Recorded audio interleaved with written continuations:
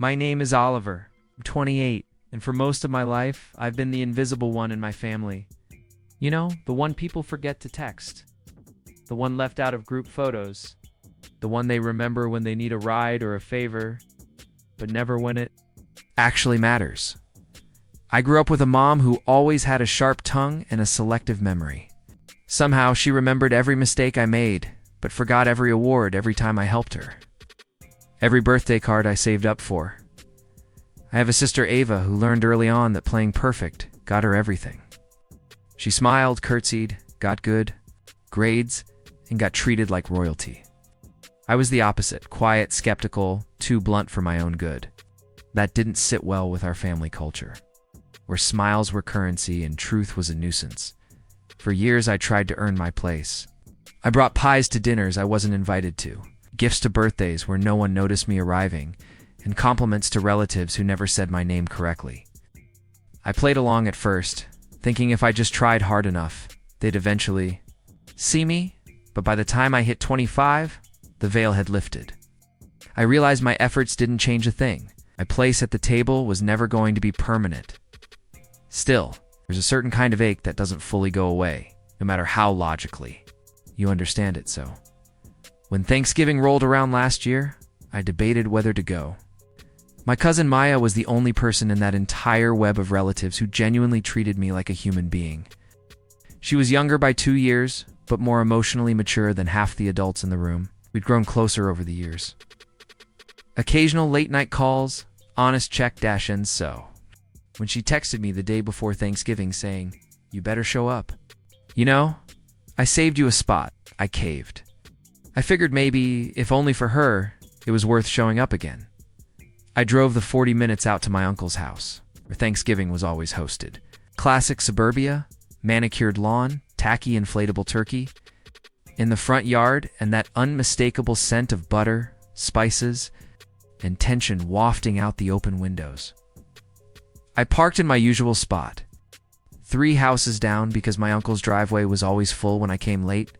As I walked up the front steps with a bottle of wine I knew no one would touch, I saw them through the screen door. My mom, my aunt, my sister, my uncle, laughing, talking, smiling like it was a photo shoot for dysfunctional families. Anonymous. I didn't expect a parade or even a hello, but what happened next wasn't just cold. It was deliberate. As I reached for the doorknob, the door opened just a crack. And there was my Uncle Ron, filling the frame like a human roadblock. I didn't greet. Me didn't smile. He just looked at me with that smug little twitch in his mouth and said, "You're not family anymore, Oliver. You need to leave." At first I thought he was joking. I actually laughed, expecting the punchline. But he didn't move. Behind him, I saw. My mom passed 2 plates across the table, one of them with the name card I recognized. Mine. She handed it, laughing, to Ava's boyfriend, a guy I'd only met twice. They clinked glasses. My chair, my seat, was filled before I even got a foot in the door. "I'm serious," Uncle Ron added. "You showing up just causes tension?" I blinked. "Causes tension?" Repeated. "I haven't even walked in yet." He gave a mock, sympathetic shrug. "Let's not make this worse than it needs to be. Just head home, okay?" I looked over his shoulder, locking eyes with my mom. She didn't flinch, didn't call him off. She just raised an eyebrow and took a sip of her wine like she was watching a mildly interesting TV show. For a moment, I thought about fighting back, raising my voice, making a scene. But I didn't. Instead, I did something that caught even me off guard. I nodded calmly, quietly. I stepped back. I walked down those steps with the same bottle of wine still in my hand, got in my car, and drove 2 blocks before pulling over. Hands were shaking, not with rage, but with something colder. Something more final, because I'd seen all I needed to see. I wasn't family to them. I was a placeholder, a joke, a scapegoat when they needed someone to criticize, and an empty chair when they needed a space filler. But here's the thing. I had something they didn't know about. Months ago, I'd been slowly preparing for the moment I stopped trying.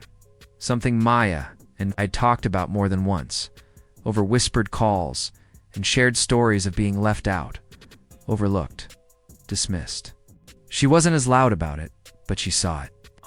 To the hypocrisy, the favoritism, the manipulation that danced beneath every family gathering, she once told me. If we ever wanted to break the illusion, all it would take is one spark. So I picked up my phone, opened the saved message. It had taken me weeks to write, to time it just right. It wasn't a rant or a guilt trip or some long-winded attempt at closure. It was just the truth laid bare, sent to a very select group of people in that house, and I had sent it. 5 minutes later, as I sat parked at the corner of their street, engine idling, I watched through the rearview mirror. The front door opened. First, it was Maya storming out, face red with anger. Then my cousin Daniel. Then his girlfriend. Then my aunt's best friend, the one who always brought dessert and had a soft spot for me. One by one, they left. I couldn't hear the words being shouted inside, but I could guess. The illusion was cracking, and that was just the beginning. Maya was the first to call. I saw her name flash across my screen before I even pulled out of my spot. I picked up, heart pounding, not because I was nervous, but because I hadn't expected it to unravel this fast. "Oliver," she snapped, not even waiting for me to speak. "What did you just do?" I paused. "You read it?" "Of course I read it, so did everyone else." Uncle Ron's face turned purple. "Your mom tried to play dumb." And Ava just stood there frozen like she didn't know what planet she was on. I could hear the wind rushing past her phone. She was walking fast, maybe pacing, maybe on her way to her car. Maya was quiet for a second, and when she spoke again, her voice had dropped. "Why didn't you tell me you were recording them?" "Oh, that was the thing. A few months back, after years of being talked down to, dismissed, and lied about behind my back, I'd started collecting receipts. It's not out of paranoia, but because I was tired of gaslighting. I'd record casual conversations, save texts, take screenshots. I had video clips of my mom telling Ava she should just take the credit for something I'd done. A voice memo of Uncle Ron saying I only showed up to family events for handouts, even though I never once asked for anything. And maybe the worst of them all, an audio recording from my birthday the year before when they forgot I existed. Even though I'd been sitting right there at the table, that Thanksgiving message I sent it wasn't just a note. It was a compilation. I had stitched together the greatest hits of family hypocrisy into a 5-minute clip. It had context, timestamps, and just enough raw silence between the insults to let it all sink in. I sent it to 7 people. Maya, Daniel, my Aunt Laura, my cousin's fiance, my mom's sister, who had always been on the fence, and 2 family friends who'd always believed the curated version of the family that my mother and Uncle Ron sold like gospel. "I didn't tell you because I didn't want you caught in the middle," I said quietly. Maya scoffed. "I'm already in the middle, but I'm glad you did it." I exhaled, my grip on the steering wheel finally loosening. "Are you okay?" "I will be. I'm done with them." Click. I sat there in the silence of my car, staring out the windshield, watching as more cars began pulling away from the house. A few people stood on the porch, looking confused. My mom's voice rose above them all. She was shouting something I couldn't make out, but I didn't need to hear the words. I'd heard versions of them my entire life. The next call came from Aunt Laura. "Oliver," she said, breathless, "where are you?" I debated lying. "Down the street. Stay there. I'm coming." She hung up, and true to her word, 5 minutes later, she climbed into my passenger seat. Her eyes were wide, but not with anger, more like someone who had just stumbled into a crime scene she wasn't expecting to find. I listened to everything. She said twice I said nothing. I never knew it was that bad. I mean, I knew they were. Cruel sometimes. I just didn't realize how calculated it all was. I looked over at her. "You really didn't know?" She winced. "I saw pieces, but your mom always made it seem like you were the problem. She said you were dramatic, that you twisted things." I didn't want to believe she'd lie. "She didn't lie," I said softly. She edited. Aunt Laura stared at the dashboard. "This is going to rip the family apart." "Then maybe it was already broken," I said. That evening, I went home to a flood of messages. Some angry, some apologetic, a few confused. But what stood out the most was the silence from the people who should have said something. My mom, Ava, and Uncle Ron. Not one of them reached out, not even a call, not a single word. Until the next morning, that's when I saw the post. My mother, in her usual performative style, had posted a long status on Facebook about betrayal, misunderstanding, and private matters being aired for attention. She never said my name, but the comments made it clear who she was talking about. People offered sympathy, called me disrespectful, said things like, "You raised him better than that girl." But something unexpected happened in the thread. Maya commented, "So did Daniel," was then Aunt Laura. One by one, people began pushing back. They called out the manipulation, the double standards, even sharing their own stories of being mistreated or lied to. The thread exploded. Some relatives deleted their comments. A few blocked me outright, but the tide had shifted. For once, I wasn't alone. For once, people saw it too. That weekend, I got a message request from Ava's boyfriend. Said, "I didn't know they were like that. Sorry. If I'd known what I was taking part in, I would have never sat in your chair." I didn't respond. I didn't need to. The message had already been sent, and not just the one in the group chat. For the first time in years, I didn't feel like a ghost. In my own story, I felt like the author. And that story yet wasn't finished yet. The Sunday after Thanksgiving, I got a knock at my door. I live in a quiet part of town. Nothing fancy, just a modest apartment above a bakery that smells like cinnamon. Rolls every morning. It's peaceful. Quiet, nothing like the house I grew up in, where every door slam felt like a gunshot. Every holiday dinner was a performance for the neighbors. I wasn't expecting visitors. Most of my friends had already texted me after the video went around, some supportive, some shocked. Maya had been calling me daily, but I wasn't prepared to open the door and see my dad. He hadn't spoken in almost a year. He looked older than I remembered, gray, creeping further into his beard, that familiar leather jacket a little more worn. Didn't smile, just stood there, hands in his pockets, rocking slightly on his heels like he didn't know what to say. He finally muttered, "Didn't expect to see you," I said, stepping aside, but not exactly welcoming him in. He hesitated, then walked in. Anyway, I watched him scan the apartment clean, quiet, filled with small things that made me happy. The records on the shelf, the stack of books I actually had time to read now, the framed photo of Maya and me from the one Thanksgiving we snuck out and got burgers instead of dealing with the family circus. "I saw the video," he said, "or clips of it. Your aunt sent it to me." I waited. He sat down on the edge of my couch, looking at the floor like it held the answers he didn't know how to ask for. "Your mom, she's been losing her mind over this. Says you set her up. Says you twisted everything." I leaned against the counter. Did I? He didn't answer right away. Instead, he rubbed the bridge of his nose like he was trying to press the tension out through his skin. "I don't know, Oliver. I mean, I knew things were bad between you two, but hearing it like that, it was hard to listen to." I folded my arms. "Hard for who?" He looked up. "For me. Because it made me realize I let it happen for years." And there. It was the first real sentence my father had ever said that felt like a mirror instead of a dismissal. I didn't say anything. I didn't trust myself to speak yet. He shifted on the couch. "You remember when you were 13 and your mom threw out your art portfolio?" I nodded slowly.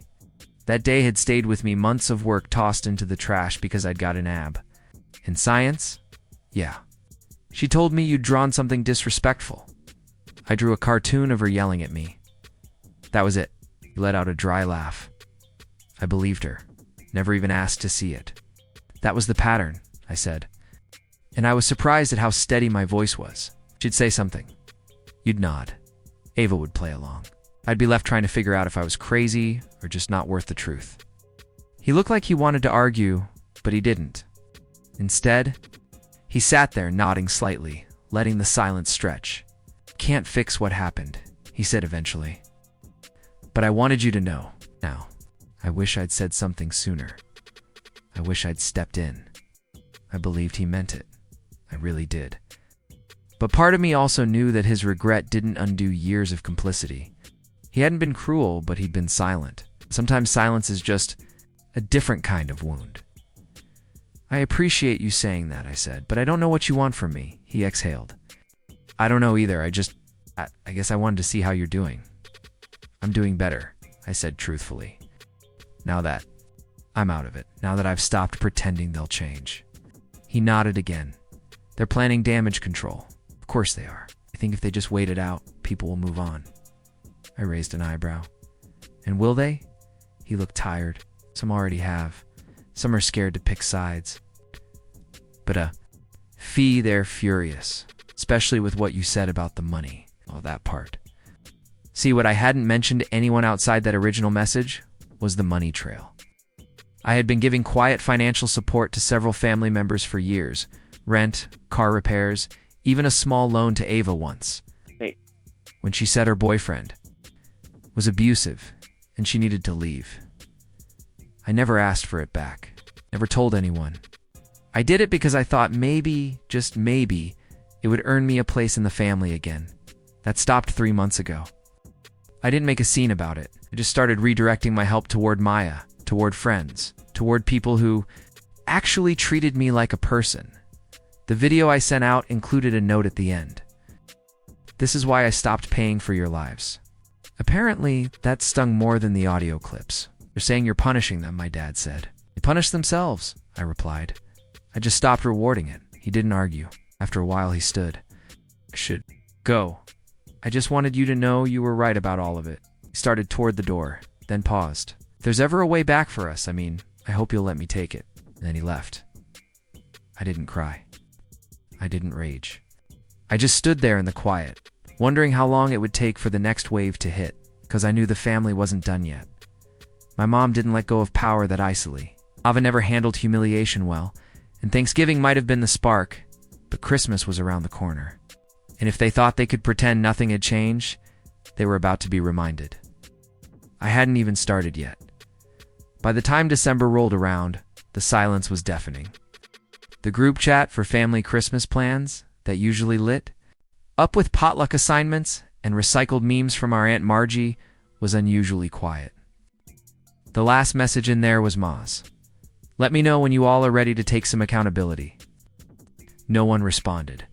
No ha-ha reactions, no snide remarks, just a vacuum of guilt, pretending to be peace. I wasn't invited, of course, not that I needed the invite. For the first time in years, I didn't feel like I was missing something. I didn't need to force. A smile through another dinner where Ava's career was celebrated like a Nobel Prize and mine was ignored. I didn't need to listen to my mom laugh at jokes about me or hear Uncle Ron say things like, Oliver's always been sensitive, like I was some malfunctioning appliance. I was free now. Free from obligation, from expectation, from the heavy weight of being the family's emotional punching bag. But I wasn't done. Not yet. See, the recording I sent out at Thanksgiving was just the beginning. It had shaken their image. Forced conversations they didn't want to have. But it hadn't truly forced them to change. They were hiding now, licking their wounds, waiting for the drama to pass. I could feel it, that smug, simmering belief that eventually I'd fade from memory and they'd reclaim the narrative. So I made sure they couldn't. I started with the money. Quietly, methodically, and without warning, I called in the favors. That $3,000 loan to Ava. I sent her a formal letter through my lawyer reminding her that while I had originally treated it as a gift, the recent revelation of her lies about escaping an abusive relationship voided that understanding. She was still with the guy, by the way. He showed up to Thanksgiving in my seat, laughing with my mom. I gave her 60 days to repay. No threats, no interest. Just a paper trail. I canceled the recurring bank transfer that had been covering part of Uncle Ron's property tax. He never asked for help directly. Was too proud for that. But a few years ago, he hinted at tough times, and I stepped in. Every November, like clockwork, I'd send the amount due. Not this year. On December 3rd, his bank declined the payment request. My mom, though she was the biggest one. For 5 years, I'd been covering the lease on her car. She never thanked me, not once. It was expected. She made it clear that as her son, it was my duty. I let it slide for too long. She didn't know the car was still in my name. On December 10th, I repossessed it. The phone calls came in like fireworks. First, Ava, shrill and furious. Then, Uncle Ron trying to reason with me like I was some angry child. And finally, my mother. She didn't yell, she didn't cry. She just called and said, "So, this is who you really are?" And I replied, "No, this is who you made me become." Click. Christmas Eve came. I didn't sit alone. I spent it with Maya and a few of our mutual friends. We made dinner together in her apartment, lit candles, played board games, and exchanged gifts that didn't need to impress anyone. It was the warmest holiday I'd had in years. Around midnight, Maya poured us each a glass of wine and sat beside me on the floor, pulling a blanket over our legs. "They called me," she said softly. "Let me guess," I said. "Damage control." She nodded. "Your mom said I was choosing sides, that I was tearing the family apart." "You are," I said. "The part that needed to be torn down." She leaned her head on my shoulder. She also said something else, that she was going to set the record straight. I sighed. Of course she is. The next morning, I found out what she meant. My mom wrote a long post on Facebook. Another performance? Another attempt to flip the script. She talked about how families go through hard times, how sometimes private pain becomes public, and how some members are easily manipulated by false narratives. It was a masterclass in polished denial. No names, no specifics, just enough ambiguity to draw sympathy from people who only knew the version of her she'd curated for years. I didn't respond. I didn't comment. I didn't need to, because by then the truth was already spreading on its own. Aunt Laura posted her own status short, but pointed. Sometimes the only way to fix a broken family is to stop pretending it's not broken. Proud of you, Oliver. Daniel posted a screenshot of one of the texts my mom had sent him years ago, bad-mouthing me right after I helped him pay for college books. Caption was simple. We all saw it. We just didn't want to admit it. More and more people, cousins, old family friends, even one of Ava's college roommates began commenting, messaging, reaching out. People I hadn't spoken to in years were apologizing, telling me they'd noticed things, but didn't know how deep it went. It was like lifting the lid off a pressure cooker. Everyone had stories. Everyone had scars. And now, they weren't afraid to share them. A week after Christmas, I got a letter in the mail, handwritten, from my mom. It wasn't an apology, it was a warning. She said I was destroying the family's reputation, that I was making enemies I couldn't afford, that there were consequences to embarrassing people in public. It read like the final act of someone who had lost control and didn't know how else to claw it back. I folded the letter once and dropped it in the trash. I didn't need to fight her anymore. The truth was winning on its own. By the time New Year's Eve rolled around, the family had split into two camps. There were the ones who clung to the old ways, defending my mom, pretending the recordings were taken out of context, dismissing every call out as drama. And then there were the ones who finally opened their eyes. They started organizing their own gatherings. Maya hosted a brunch in January and invited everyone she trusted. Over 20 people showed up. Uncle Ron wasn't one of them. Neither was Ava. Neither was my mother. I've had to grieve in a way not just the loss of a family I never truly had, but the version of me that kept waiting for their love to come wrapped in approval. I let that version die. Buried him with the guilt, the people-pleasing, the endless ache for validation. Now I'm living. I started writing again, something I hadn't done since high school. I launched a small freelance business. And I are closer than ever. And every so often, someone reaches out, someone who saw what happened, who recognized their own family in my story, who says thank you for saying something. I felt this way for years. So, if you're reading this and thinking about the family members who mock you, who use your love like a leash, who only call when they need something, listen to me. You don't have to stay in that house just because.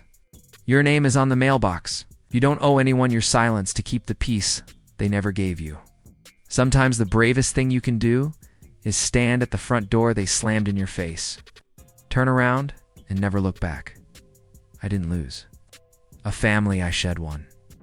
And in the quiet that followed, I I finally heard my own voice again, clear, unapologetic.